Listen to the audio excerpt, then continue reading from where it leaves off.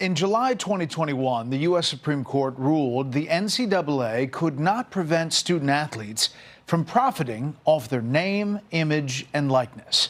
Now, 4 years since that decision, the NIL market is expected to be worth around $1.7 billion. More than $1 billion of that is going to college football. Men's basketball is worth around $389 million.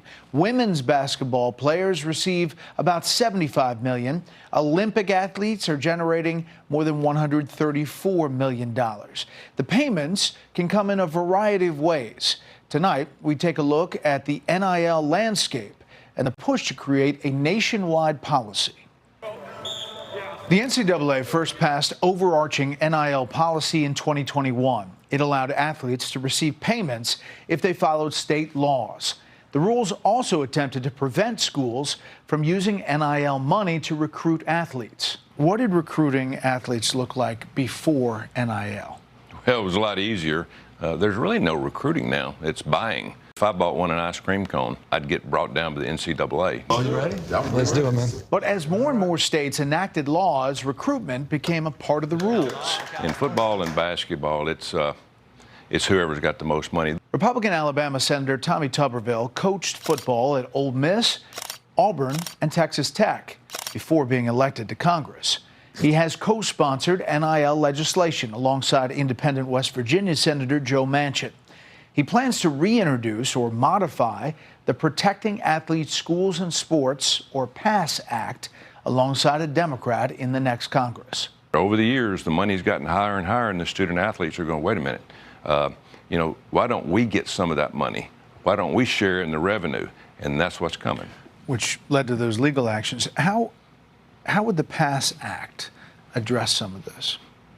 Well, there's all kind of problems in it right now. Number one, you have the collectives. Collectives are made up of boosters, individual donors, and businesses. The groups are estimated to control around 80% of the NIL market. I don't think the federal government is the way to do it. I think it creates a whole lot more complications. Collectives arrange for athletes to be paid through endorsements, public appearances, or social media posts. The NCAA is the reason collectives exist, because of the interim policy that was put together that really didn't have a lot of guardrails. Blueprint Sports oversees a number of high-profile collectives across the country, including schools such as NC State, Maryland, and Arkansas. The schools want to take more control over it. So what it does is it turns us into an internal NIL agency that schools are hiring to run all of the operations and all this. There's a lot of people who look at NIL and they say there's two sides here. One, they're concerned about what it means for the sport, college sports overall, and whether it hurts it in the big picture. And two, they understand that kids, maybe they need to make that money. And it just seems like it's messy right now. Well, Brett, this is a free market economy.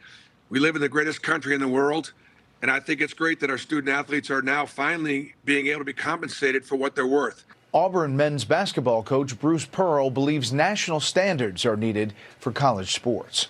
Every coach needs to know that when that ball gets tipped off, we're all playing by the same rules, and right now, we're not. Initial NCAA guidance in 2021 prevented third-party boosters from recruiting on behalf of a school. States like Alabama and South Carolina enacted laws around that time reflecting the NCAA guidance. Has NIL money helped recruiting efforts? Well, it's changed recruiting efforts. It's become way more transactional.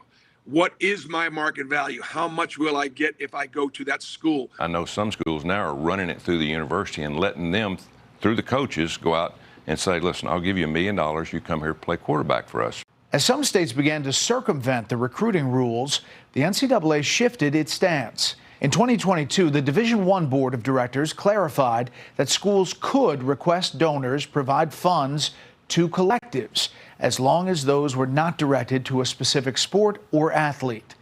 The move prompted Alabama and South Carolina to repeal NIL laws after determining other states had more opportunities to recruit better players. It did give us a little bit more freedom. We'd like for conferences and the people that are guiding our programs to be able to be empowered. Right now, everything goes to the courts. They lose every lawsuit.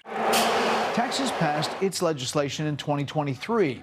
It strayed from NCAA guidance in allowing donations for specific sports. It also permits perks and benefits for fans who donate to NIL collectives.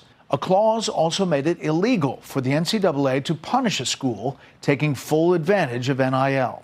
Nationwide, athletes are pursuing other money-making strategies. The other thing is this transfer portal system and how the NIL interacts with that.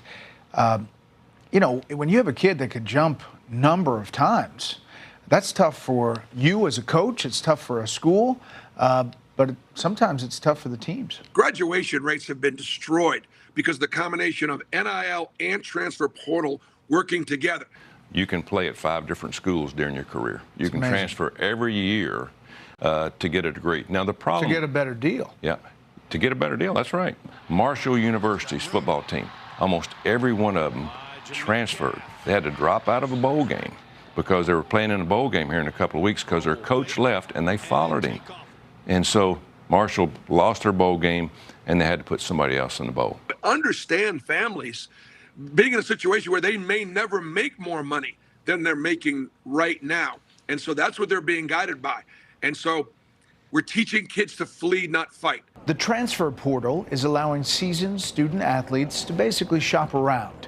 UNLV quarterback Matthew Sluka announced in September he would enter the transfer portal for a second time in his college career. Sluka's agent says a $100,000 NIL payment was never fulfilled after his transfer to UNLV. But what if you put a cap on the number of jumps you could do, like in the portal, just one or something like that? I agree. 2,000 of these young people just signed up for the transfer portal in the last 2 weeks because it opened up 2,000 athletes. State laws differ on who can represent student athletes. In 2019, the Uniform Law Commission recommended states adopt the Uniform Athletes Agents Act. It allowed student athletes to hire agents with the intent of protecting them from unfair practices. At least 39 states have adopted the law, but it has no mention of NIL. Players have agents, they have lawyers, they have accountants. That's what we fought against for many, many years. Don't sign with agents, keep them out of your life. But college football, college sports has grown. The NCAA will now allow universities to pay players directly in addition to what they are already receiving through scholarships and third-party payments. The schools can pay athletes up to $20.5 million across all sports. Schools are already directing most of that money to football programs. Georgia is expected to spend the most on its program. We'll send it back to you. Brett, thanks. Up next.